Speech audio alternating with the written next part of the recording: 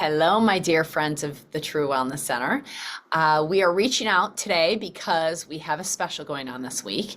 As many of you know, my husband, the secret weapon here at the True Wellness Center, has been muscle response testing for over 30 years, and he is so proficient at it. So we asked him to teach a class so you too could learn how to start to muscle test yourself, your friends, your family on some simple things and really understand the philosophy of muscle response testing, because it's really the key to give you the empowerment and the freedom to really talk to your own body and investigate, as we all are biological investigators, what's really happening. And then in addition to that, we added 2 bundles for this fall season, given that there's a lot of upper respiratory stuff going on.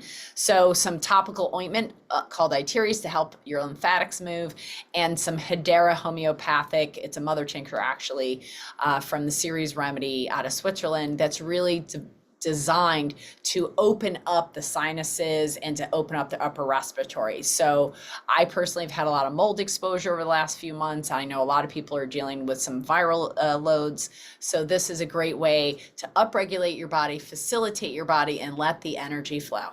And if you want to know the energy's flow is flowing, then all you have to do is muscle test it. Do you not know how? Well, then take this class.